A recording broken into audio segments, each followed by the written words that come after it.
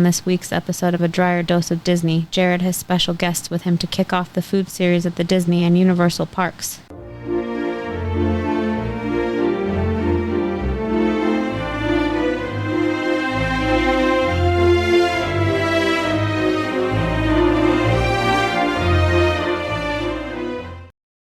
Welcome to another episode of A Drier Dose of Disney. I'm your host, Jared Drier, and today we've got two special guests with us here on the episode.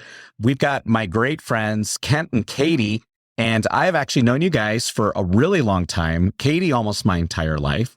You guys are great friends of ours, and in fact, if you've listened to the podcast, most of the listeners know that we actually just got back from a trip in October from Disney World, and you guys were there with us, so it was a fun time. So thanks for having us on. Oh, thank you. It was awesome. So we are kicking off in our series, our dining episodes, which a lot of our listeners have been asking for. So wanting to know the best places to eat, the best foods that are out there. And in fact, we've done Disney multiple times with Kent and Katie, and we usually go out to California. And so we are starting on the West Coast today out in Anaheim, and we're going to talk about Disneyland because you guys have shown us some great foods. But before we dive into it, we want to thank our subscribers that are out there. If you have not subscribed yet, you can subscribe to this podcast wherever you listen to podcasts or over on YouTube if you want the video format. But we also want to thank our supporters at Patreon. So if you like this podcast, you want to get more of the information about Disney and Universal, the best tips and tricks, please support us over at Patreon. A couple bucks a month goes a long way. And you will get access to our special episodes about butterbeer and about how to go to Disney for almost free through some different credit card promotions that are out there. And it's a great way to save some money. We've in fact used it twice. So that's a tip and trick for you guys out there. If you are not supporting us on Patreon, you can definitely do that. But before we dive into the actual food, because that's why we go to Disney, I don't know about you guys. You guys have shown us some great stuff, but you guys are obviously big Disney fans. So tell me a little bit more about your Disney story. You guys have been a lot.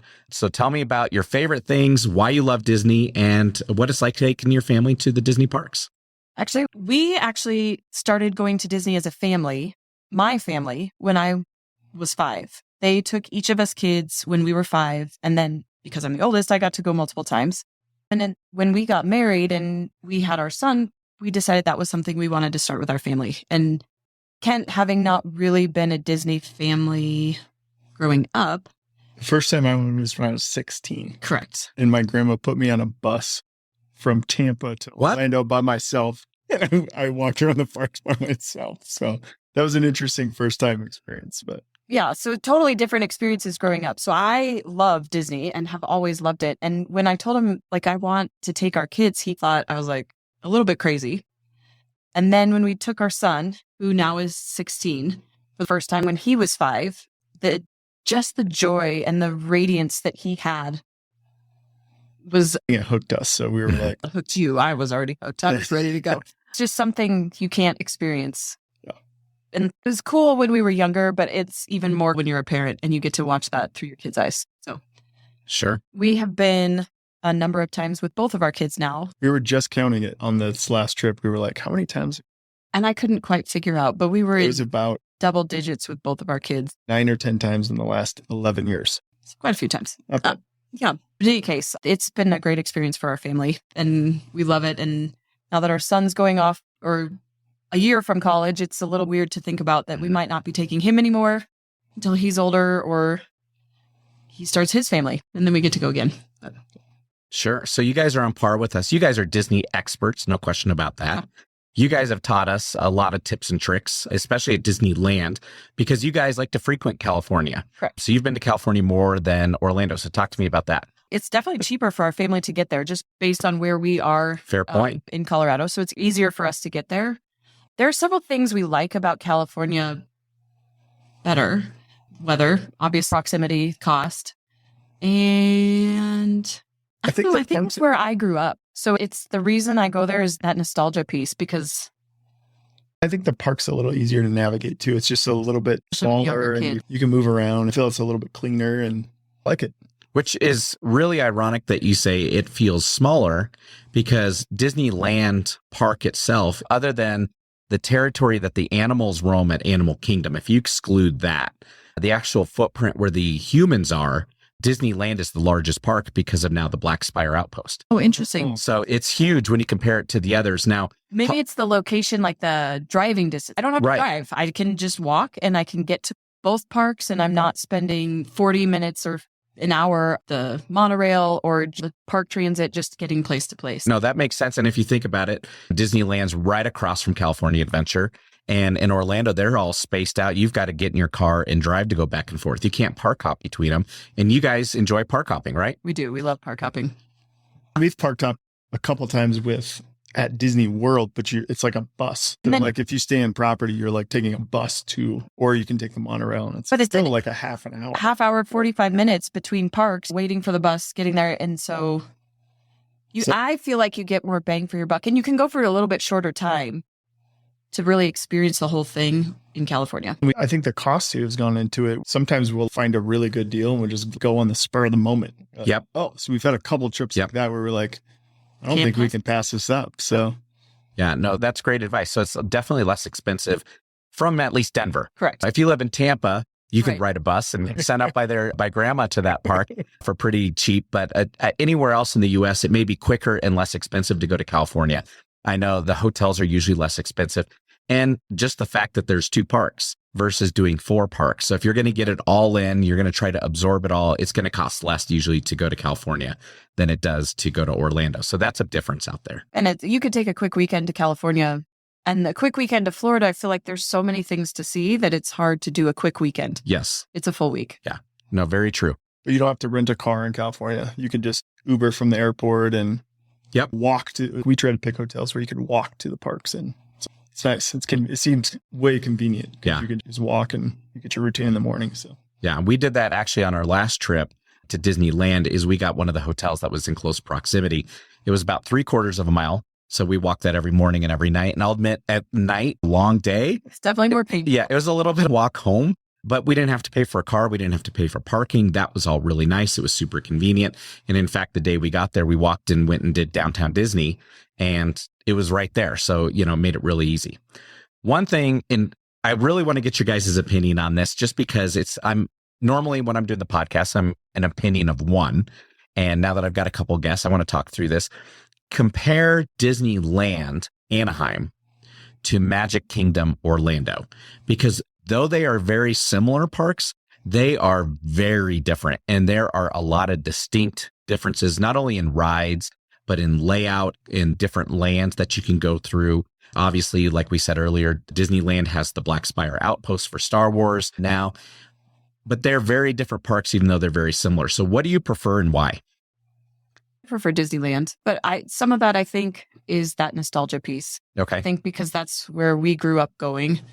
I think you can feel it in the park itself. Like it has that like feeling of nostalgia. Like you walk by and you're like, that was Walt. Yeah, that was Walt's office, and it just has that not antique-y feel, but it has the feel of that vintage Disney. The presence of Disney is definitely there. It's strong. Yeah. So definitely, like you said, Walt's office, it always has the lamp on now that he's passed, which is a really cool feature. So if you've never been to Disneyland, when you go in and you're there in the central circle, right before you go down Main Street, you can see his office, and there's a lamp that's on, which the cast members used to use as indicator of when Walt was in the park. And when he passed, they've left it on ever since. So that is a really cool feature. Castles are very different. Correct. Sleeping Beauty versus Cinderella is much smaller in Anaheim than it is out in Orlando.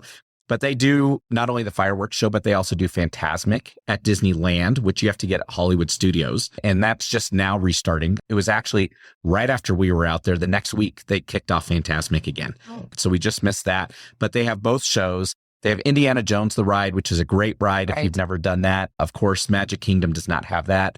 I like the format of Space Mountain better at Disneyland because it's the side-by-side. It's a little smoother than the toboggan style out in Orlando. And a lot of other subtle differences. Now, same with Splash Mountain. Splash Mountain's yes. Single at Disneyland and then double at Disney World. It'd be interesting to see when they retheme it, if they unify those a little bit differently. But yeah, great call out. One thing, since we're talking about it, that I actually like about Orlando over Disneyland is Liberty Square. So they have the whole tribute to 1776 and our founding fathers. And of course, that's where the Hall of Presidents is. And that's an interesting show. If you've never seen it, you get to see the history of the presidency. But they've got some great foods there. And we will talk about that on another episode that will be dropping here in a few weeks when we do Magic Kingdom. But that's got its own little flair. And then they tried to tie in the Haunted Mansion to that. Right. Where at Disneyland, it's in New Orleans Square, which is a really cool land that Magic Kingdom doesn't have. Correct. So there's some little trade-offs between the parks. Right. Yeah, definitely different. It is a different feel with the Haunted Mansion for sure. Yeah. Cool. So all of our listeners have wanted to know about what are the best foods to eat at the park? Where are the best places to go? What are the best snacks? And there's no question that Disneyland, being such a large park, so many lands, you've now got Star Wars, you've got everything else. There are a ton of places to eat. And that's why we thought this is the perfect show to bring Katie and Ken on, because like I said, they've shown us and our family some great foods at the parks as well. They are experts when it comes to food over at those parks. And we want to talk through where are the best places to go. So our format for today is we're going to talk first about the top 5 restaurants. And I'm guessing we will have some overlap as we go through it. And then we will go through the top 5 items to eat in the park. And then the last thing we'll do is the top 5 snacks, because there is a ton to eat in the parks and there's a lot of great food out there. And I will throw this disclosure out there. I'm going to put this on all of our food episodes. And that is, by any means, it's impossible for me, it's impossible for the 3 of us to eat at every single restaurant and eat every single meal. Oh. You can't do it unless you live there and you're in the park every single day. There's too many, and they change them pretty frequently. So whether it's through seasonality or whether it's through a special event, the foods are always changing. So my disclosure is that this is our personal opinion, and it's a good opinion. We've gone to Disney a lot. It is not the perfect opinion, and you can have a different opinion or think that we may have missed some stuff. And if we did, we apologize. It's probably just because we haven't gotten to it yet, just because there's so much to eat. It's impossible for you to do it. But we have covered quite a bit of the park. So I think that we've got a really good list and at least really good idea of what is available in the park. And you guys are going to enjoy this. So without any further ado, we're going to start with our top 5 restaurants, places to eat in the park. And Katie, I'm going to go to you first. What is number 5 place in the park? I happen to be a creature of habit. Okay. And I tend not to branch out very much. But yeah, I would say my top 3 are going to be the ones I eat at the most frequently. I have not eaten at this restaurant since I was a kid, but I remember enjoying it when I was younger. And that was the Plaza Inn. And I think I was trying to look it up because it's been a long time. But I think that's the one where you can get breakfast too. Okay. And ironically, that is also my number 5. Do they have the soup and just there So- too? It's been so long. Yeah. So yeah, we've done Plaza Inn. Have you done Plaza Inn as well? We haven't gone Okay. to the family. So we've done Plaza Inn. I've not done it for breakfast. I've not attempted breakfast, but they are very well known for their fried chicken Yes. and their pot roast. That's what I remember with their Yes. fried chicken, but I feel like they had soup too, but Yeah. And let's talk about that for a second. We'll get to actual specific foods here in just a minute. But there are a lot of soup choices throughout the park. correct. And they're all good. I've not had one that was bad or that I thought, I could pass on that one. They've all been something I've enjoyed, and they've all been something that, depending on the weather, and in California, since you don't have the humidity like in Orlando, there are a couple days of the year where it's chillier, especially in those winter months. And soup may be great. Yeah, let's talk about your experience with the Plaza Inn. I just remember fried chicken is not something we got very often as a family. So I remember when we'd go and we got fried chicken. It was fun. It was a fun experience, and you could sit outside and you could enjoy it, and it was great. And I think we even watched one of the parades go by. Yep. So that was a fun memory, and it's not something we've done with our kids. But it was good. Yeah, the food there's great. It is right off Main Street. Right. So you do get the opportunity. You could see a parade. You could see potentially the fireworks show. Now, of course, it goes up so high. I don't know if the ceiling's in the way. We've never attempted to watch a fireworks show from in there, but I've heard, because I've not had the fried chicken, but I've heard the fried chicken's amazing. I've had the pot roast, and the pot roast is very good. Lots of great flavor. And of course, this is your home style type food over there at Disneyland. So Plaza Inn is a great place to go. Definitely deserves to be in our top 5, but much like you and I, we both put it at number 5. So Right. It is not the top one, but not a bad choice at all. So if you enjoy those home cooked type meals, Plaza Inn is a great place to start. And Kent, did you have a number 5 that was different? No. Okay. No. Okay. Let's go to number 4. What is your individual's number 4s? I think I'm only like 3. Okay. So Katie, we'll go with, and we'll bring in Ken on 3. We ate at Hungry Bear. So I would put Hungry Bear at number 4. That's what I was thinking too, because we did the Fantasmic dining package. Yep. And that would be the only reason I tried it. I don't think I would have gone there naturally, except I think it was one of the trips we took with you, actually. We that as a dining package. And I enjoyed their food. Like they had the ribs, which I liked, or the barbecue flavor, which was good. I thought they were super tasty. Like the amount of food you got, and it was a good quantity. And it came in a great package. And it's actually a pretty cool location because you can sit up above and look over and just watch people. It's a fun. Yeah. That patio is a great patio, and they even had that one. Is there a patio also underneath as well? So you could be in the shade. I think we chose to sit up top because it was a nice day. But yeah, no, the Hungry Bear is a great place to go. In fact, that was one of the ones I was fighting to get on my list. I didn't have it on my top 5. It was landing at number 6 for me, but it has great food. Now, one thing I think it's important to point out to the listeners is every single Disney park, every single one has your hamburgers, has your hot dogs, has your pizza. They all have a pizza place, and they all have chicken nuggets at almost all the restaurants, in fact. If you have picky kids, you're going to find that real easy in the park. Most of what's on my list, and I'm guessing what's on your guys' list, are some of the unique items. Correct. That aren't the hamburgers, hot dogs, stuff like that. And Hungry Bear, like you said, has great barbecue. So it's a really good place to go if you like barbecue, if you like those types of things. And a sit-down place, because there's also that barbecue place, the Bengal barbecue out in Adventureland, where you can get like the turkey leg or whatever, and it has more kebabs, a lot of kebabs. Yeah, so that has that barbecue type, maybe not the barbecue sauce, but flavor of meat is good. But I didn't put that. What'd you put it for number 4? So number 4 for me is, and not everyone loves it, but it's the Golden Horseshoe. Oh, really? Yeah. And the reason is, so again, this is where you can get some chicken nuggets. You can get fish and chips. A lot of people swear by the fish and chips over at the Golden Horseshoe. The reason I like it is A, it's indoors, so you get out of the heat if it's hot, but B, they do a show. So while you're in there, you'll have the piano guy come out, and they'll have dancers that come out, and it's a good place if you want to just go relax, go sit back for a minute. If your kids are tired, especially if they're going to fall asleep in a stroller, take them into the Golden Horseshoe. You can be entertained for a little bit. They can get their chicken nuggets, you can get fish and chips, and get a lunch with a show. So that's why I picked that one. I will say food quality wise, by far, it's not the best food in the park. In fact, none of the foods from Golden Horseshoe make my top list on food or snacks, but you do get a little show with it. So it's a nice little break from the heat and a little bit of entertainment there. Perfect. Let's go to number 3. What are each of your number 3s?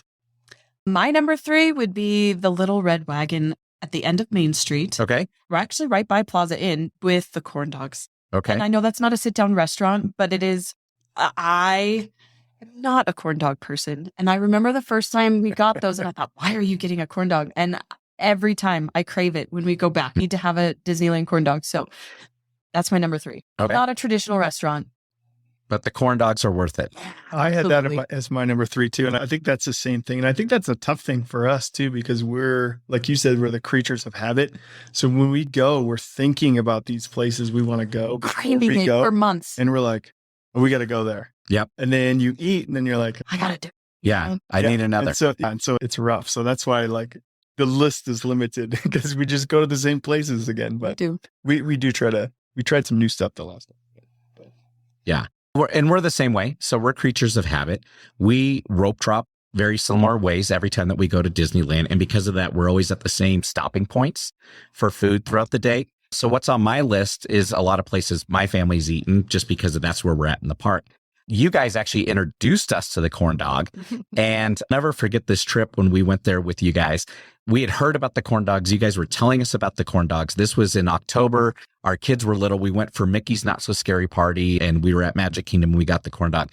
And I will say it's the best corn dog I've ever had in my life. It is huge. And when you get it, you're like, it's too big for me to even bite into. It's so large, but they're phenomenal. And I've heard nothing but rave reviews from anyone who's ever had it. I've never heard anyone having a negative experience with one. So I think the unique ambiance to it is in this old milk truck, basically, that's on the side there. And so it's off the beaten path a little bit. You walk up, you're ordering out of a little window, almost like a food truck. And then you're seeing them make it. I think that's the cool part for me is they put this huge hot dog on a stick and then you see them hand batter it. and then fry it. And so you're seeing them make it, and then it's so fresh. Like they bring it out and you're like, it's like piping, and and whatever the mixture of the dough that they put on there is just phenomenal. It's almost like a donut. Yes, very much so. So it's tasty though. Yeah, definitely. Awesome. I'm sure we'll revisit that here in a few minutes when we talk foods in the park, because that's probably on your guys' top list there. So for me, my top number 3 is the Harbor Galley. And this is kind of like the cart. It's a little off to the side stand over by the Haunted Mansion towards river, towards Tom Sawyer's Island, kind of by where the canoeing is. And in there, they've got, the soup and the bread bowls. Like I said, they've got soup throughout the park, and this is where we love to go. But they also have a lobster roll. And if you get to know my wife and I, we love lobster roll. Now, I will tell you, we are more fans of Connecticut style. So if you are a lobster roll type person and you like lobster rolls, there are 2 types, Connecticut and Maine. And Connecticut's the hot with the butter, and the roll's usually all buttery. The Maine style is usually served cold, and it's like a dressing on it, like a mayonnaise and some other spices in there. And this is a cold Maine style, but it's still really good. So if you like lobster rolls, that Harbor Galley is a great place to go. And the best part about it is because it's tucked away across from the Haunted Mansion down, because you can walk along the water there. Not a lot of people will see it or go there because they just don't think about it as one of the top food places. So the line's usually short. You can get food really quick over there, and it's good. So great place to go as well. Perfect. And are we going to talk about mobile ordering and how important that has become? Yes. No, that's perfect. And at some point, we can finish our top 5. But okay. Well, maybe is that the I can do this all day tip of the day? Yes, maybe. Okay. We'll come back to that towards the end of the episode. But yeah, Harbor Galley's a great place. The corn dog stand cart is also a great place. Let's go to, what is your number 2? I had a hard time with this one. And I will tell you why I picked this at number 2.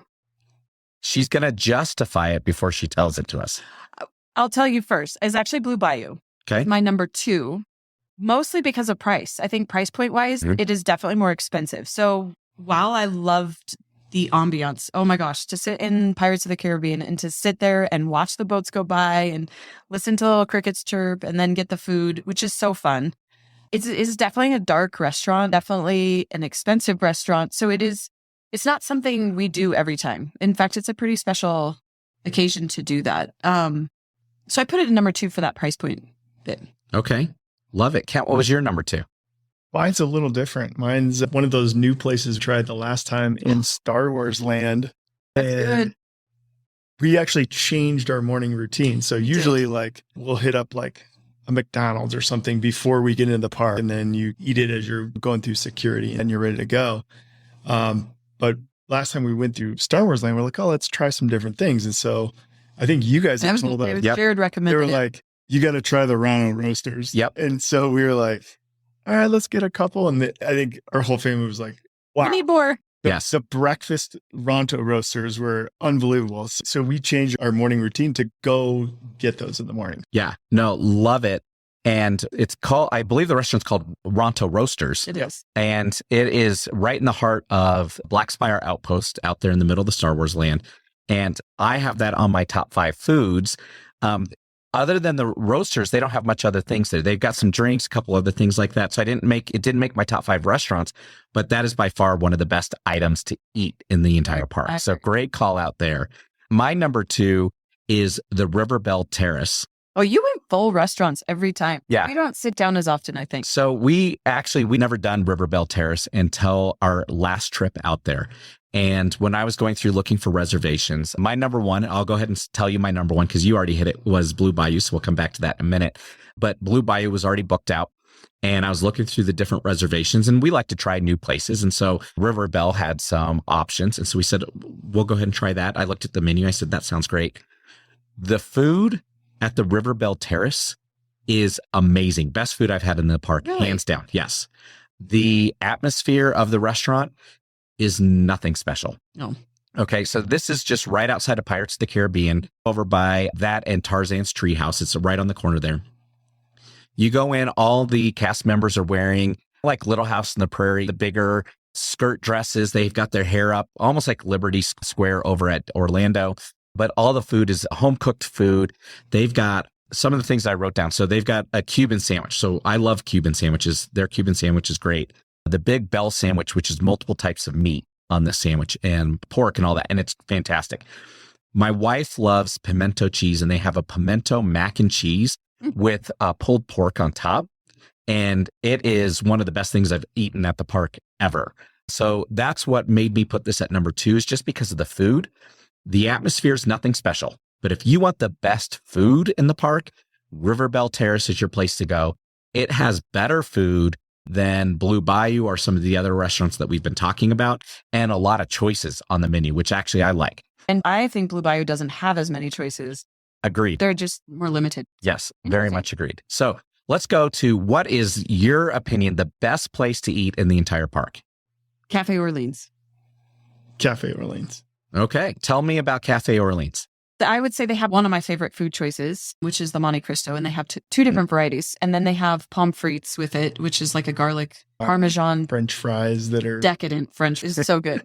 I love in the summertime or in the springtime when you can sit on the patio and you can watch everybody walking by. But I think, like you said about some of the other restaurants, there's an inside piece. So when you're tired and you need a place for maybe your kid to sleep or something, you can. Pretty sure we had our daughter take a nap when we were there with you one time. Like all the kids just crash and you just sit there, and it's a nice place to watch people and relax. Yeah. That's Cafe Orleans is my favorite. Although they are limited in their menu. Their menu is definitely a French menu.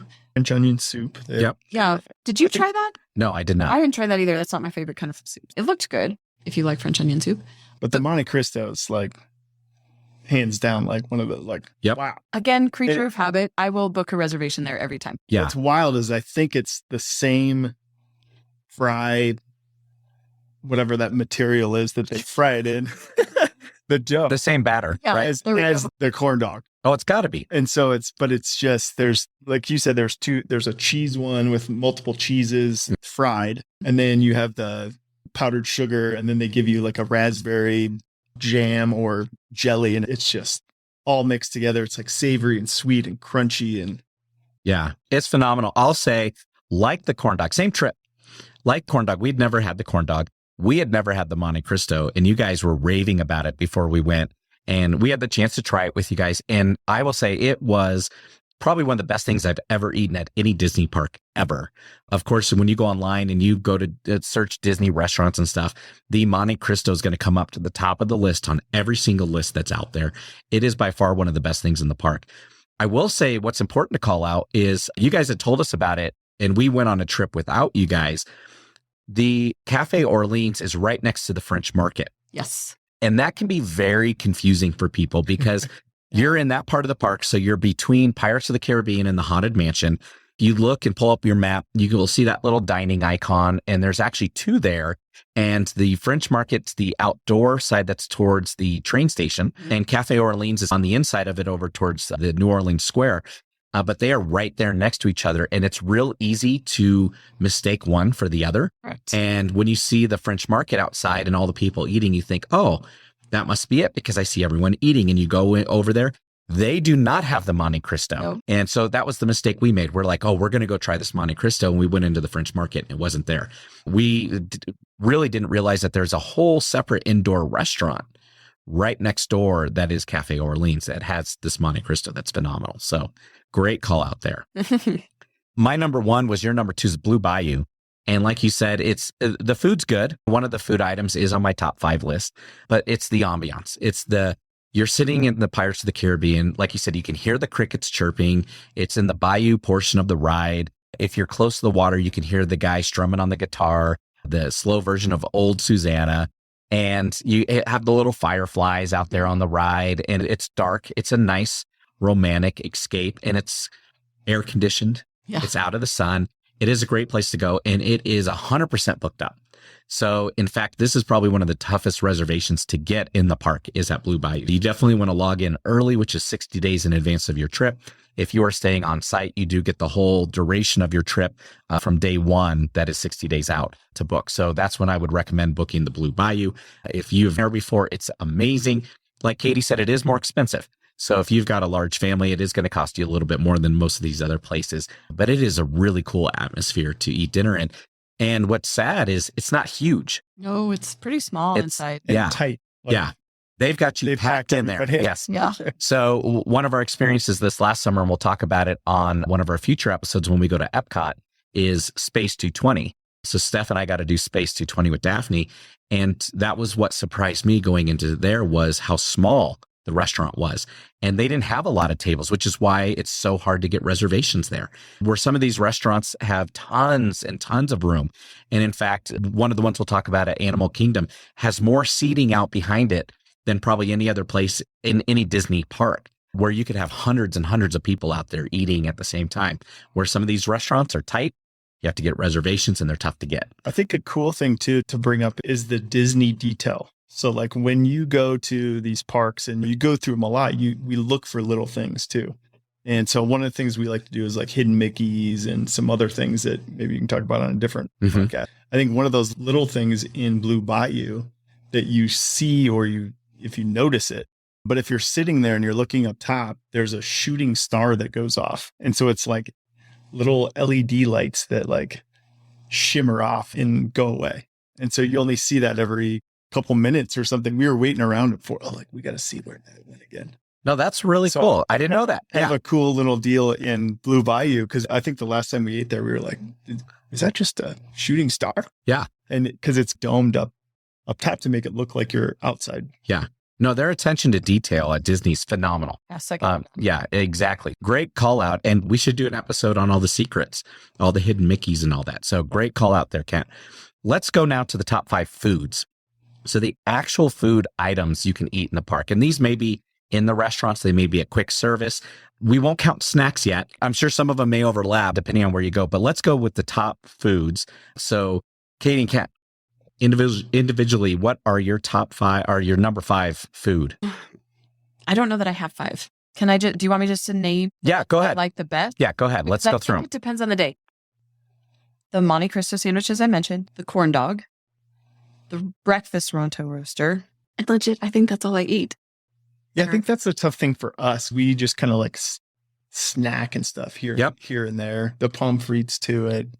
Yeah, but with the Monte Cristo. With the Monte Cristo. It needs to be there. But just little things. So I think they blend with the snacks because we just eat all day long. That's what we do. That's why I love it. That's why I love it. Blends all I'm just together. a fat kid over here, just living in heaven when we go to Disney. I mean, I've had other foods that were good. Like the fried chicken, I remember being good, but I haven't had it in years. The barbecue was good. But if I'm going to choose to go to Disney and I'm going to eat a food, and I could be at the park for 3 days and I may eat the same 3 things. Oh, no, fair enough. Fair enough. So it would be those 3 items. Monte Cristo, the Ronto, and the corn dog. Correct. Okay. The breakfast Ronto. I've not tried the lunch one, but... Well, we're not talking about snacks though yet. Yeah, we're not to snacks yet. So You would call the Ronto roaster a snack?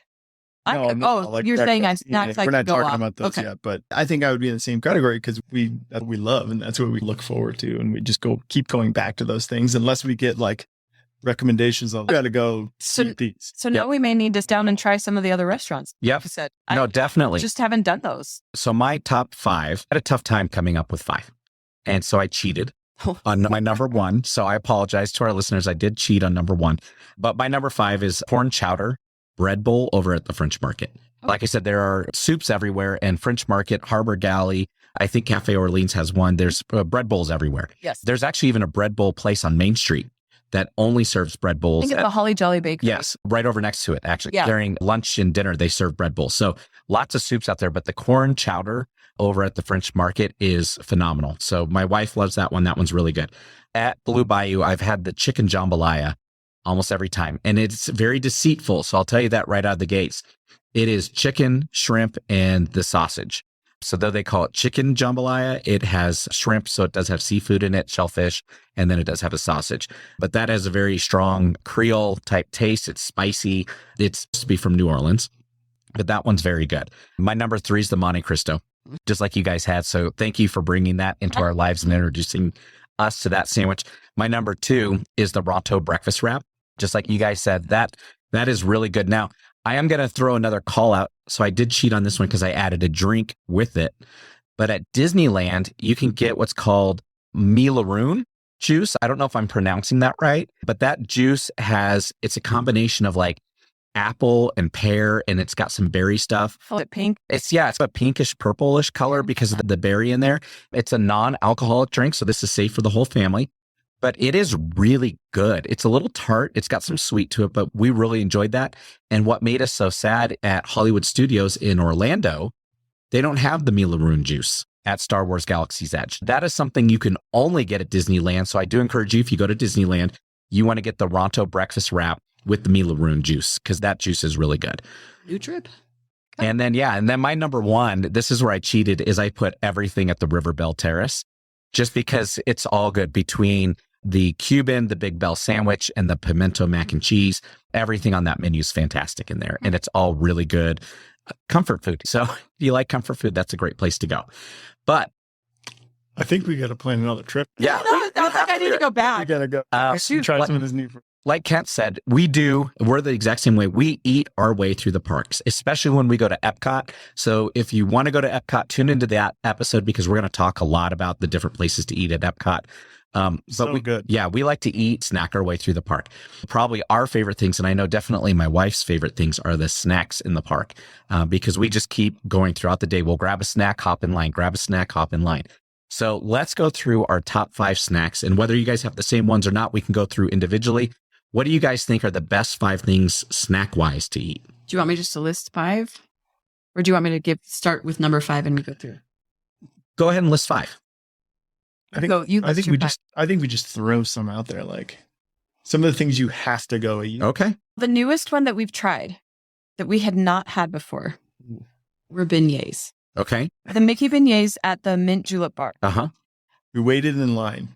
Well, we ordered a line, but we still had to wait. You still had to wait. It was like, the line was like chaotic. It was long.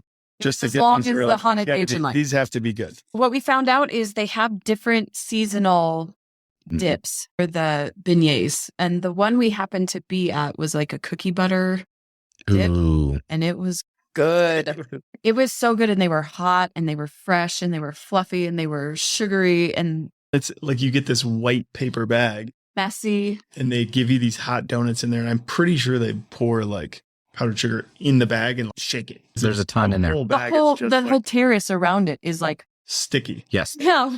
Covered in powdered sugar.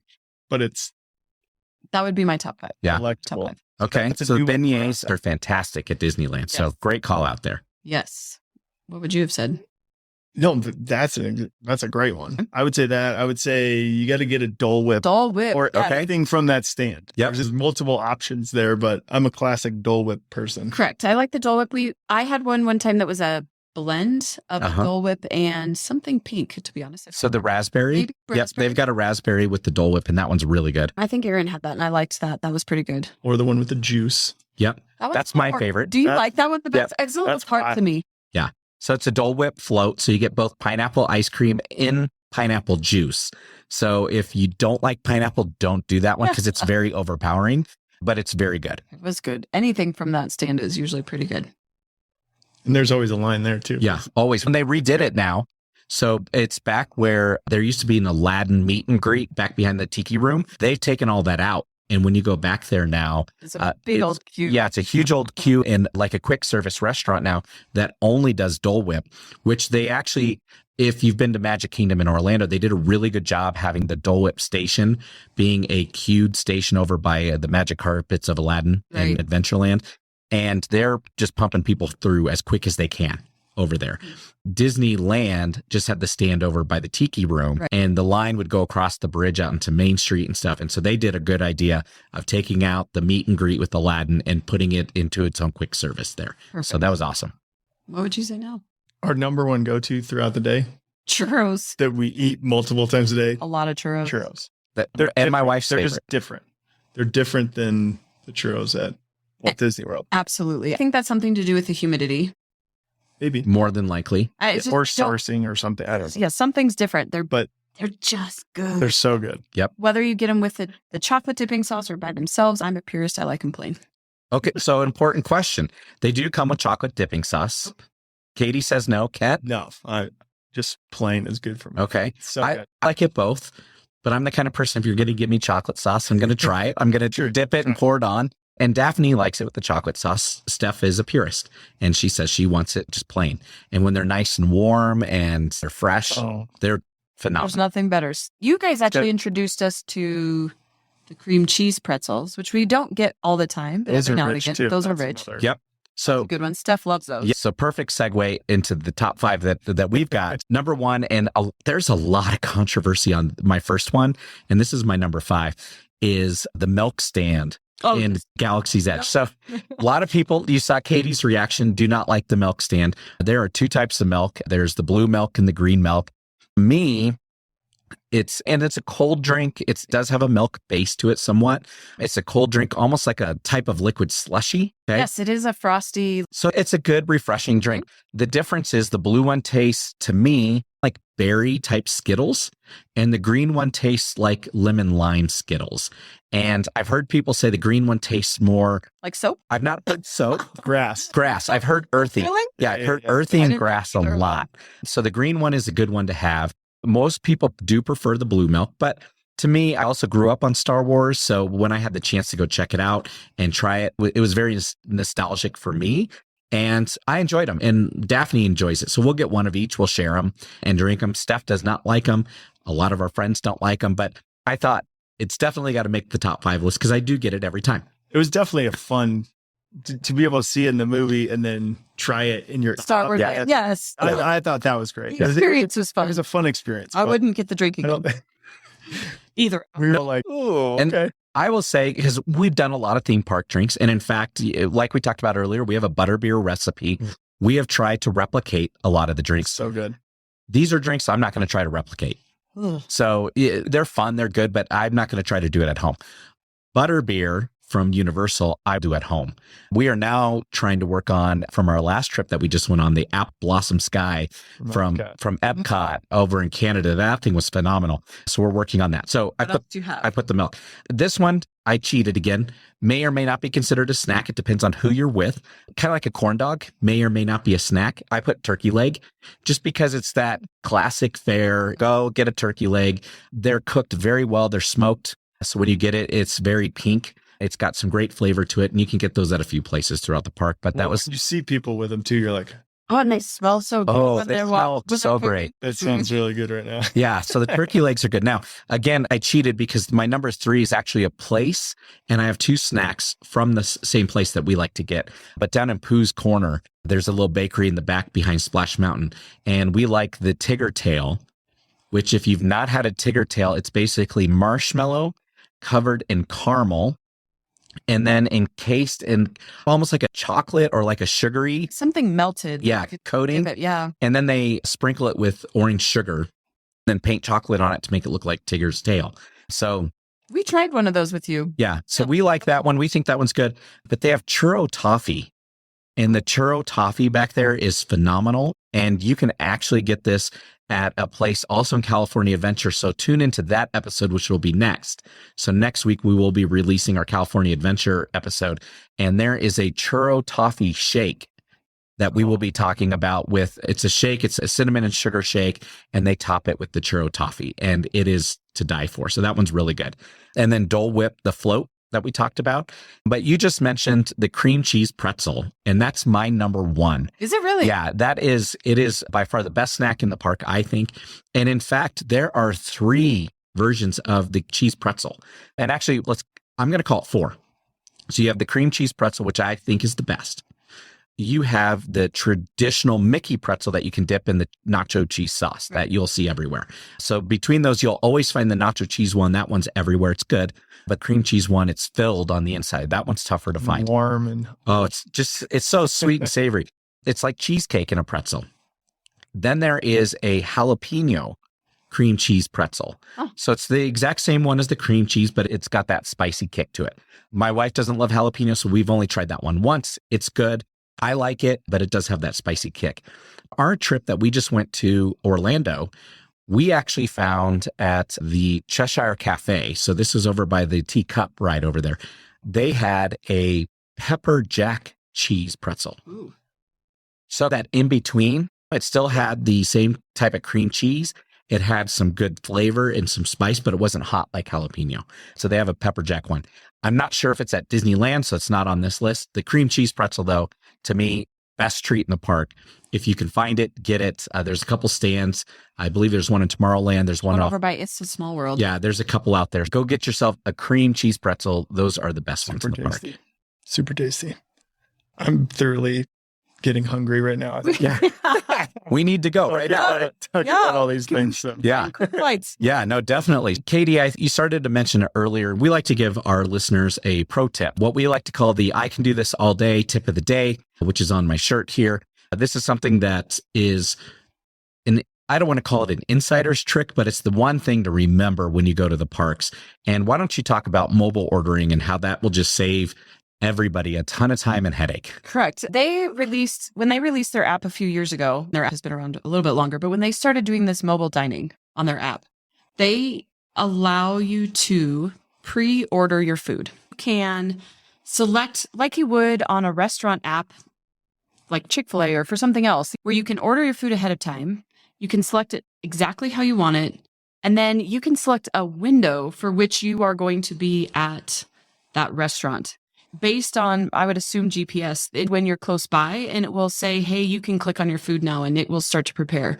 So we've done this several times over the last few times we've been there, and it's worked out phenomenally because, like we said, that beignet line was so long. And we happened to be on the Haunted Mansion ride, and as we were walking out, I clicked that I wanted to order my beignets, and I clicked the time I was going to be there, which was about 5 or 10 minutes out from what time it was. And they were ready. They called our number, and we just walked up. We didn't wait in the queue, which was easily longer than 5 or 10 minutes, and our food was ready. And we've done it with quick service food like that. The Alien Pizza Planet over in Tomorrowland has it with pizza and salads. You can pre-order and just walk up and get your food when they call your number. We've done it with several things, and it's been fantastic. I think it just streamlines your time in the park. So you're not feeling like you're waiting more. Yeah, you're not waiting in line for food. Yeah, so you can, it's nice. And then you can sit down and just enjoy that food. We've really used mobile ordering a lot for drinks, for the snacks are the big one. Like we mobile ordered our Ronto roasters a couple times. We'd be in line. Or we got to walking through. And as we're walking through the park, here you go. We want it to be ready. So when we get in that long Star Wars Rise of the Resistance line, we're ready. We've got food. We can enjoy that line a little bit better. And it's ready to go when we walk up. We've really enjoyed that mobile ordering. It saves us a lot of time. Yes. And to your point, it's great to multitask when you're in the park, meaning if I'm already waiting in line for a ride and I know I'm getting hungry, now's the right time. Pull it up on your mobile app. Correct. Take a look at what's around you. Like you said, a lot of the quick service, the snack carts, stuff like that have mobile ordering. And you can go to your whole family and say, what do you want?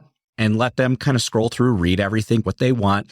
Honestly, and this is a really good tip, there are a lot of food items in the park I was completely unaware of. Correct. Until I am on the mobile order in line. And because we know about the Monte Cristo, we know about the corn dog. And when I'm sitting there going, okay, I'm going to get a Monte Cristo. When I scroll down, that's actually how we found the Mila Rune juice over at Ronto Roasters is we were doing a mobile order and I was going down to get something to drink and it popped up as one of the options. And I'm like, what's this? I'd never looked for anything else other than a soft drink or water. So I see that and I'm like, that sounds really good. I'm going to try that. And it was phenomenal. Over at Magic Kingdom in Orlando, I found a kind of a type of root beer float with peanut butter chips on it over at Pecos Bill. And that's how I found it, is through the mobile order app and looking at the menu there, not even into the restaurant. And the pictures are nice because it shows you pictures. Yes. We're maybe easily suggestible, but on that regard. Yeah. But it does help. And it does list like ingredients and nutrition information. We don't have to worry about allergies in our family. So we just eat. But I imagine if you were concerned about what was going into your food or you were following that would be a helpful thing to look at. Yep. Because you can pull that up on that. Well, that's a great call because we actually have friends that worry about allergies, and we're going to have them on the episode where we're going to talk about allergies in the parks and how do you navigate that. And the mobile ordering is one way to do it. But like you said, you can create your order, you can set your window, and then when you go over to go get it, you can just click I'm here. And Disney actually has started to push people this way. When you go into the quick service restaurants where they might have 5 or 6 windows, they're now up to 3 and 4 windows that are saying mobile order pickup. Yes. And the others are where the people are lined up to do their order. And like you said, the line could be longer than some of the rides. Yes. And so you can just skip it. And in fact, we've even had times where we've said, it's time to eat. You know, we're done with this ride, but we want to get something to eat. We will go find a table We'll go sit down at the table, decide what we want instead of waiting in line. We'll order, and it's quicker than waiting in line. Yes. So we're relaxing. We're getting a chance to take a break, get those orders in, and then just go pick it up and come back and eat. Yeah. We've done it where we're in line and do it and just hit I'm here. Yep. As soon as it comes into view. And I'm sure it's way more efficient from their standpoints, like the logistics of the park too. So it probably just helps everything out. Yeah, it's got to be. So great call out. That's a great tip. And so please try to use those apps and those tools while you're in line. Like I said, kill two birds with one stone, multitask a little bit. It's going to save you time in the park, and it's going to help you enjoy your day more.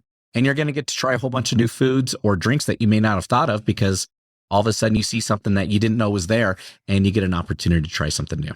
Yep, absolutely. Thank you guys so much for being on the show today. This is awesome. Kat said, I'm hungry. I want to go get on a plane right now and get out there to California. We are in Denver today. Yep. And so we're recording this from Denver. Our next trip is going to be a few weeks out at least, but we will definitely get back out there and try it again. But this is our first episode. This is our starting point of the restaurant ones. Next, like I said, we'll go to California Adventure. We're going to cover downtown Disney.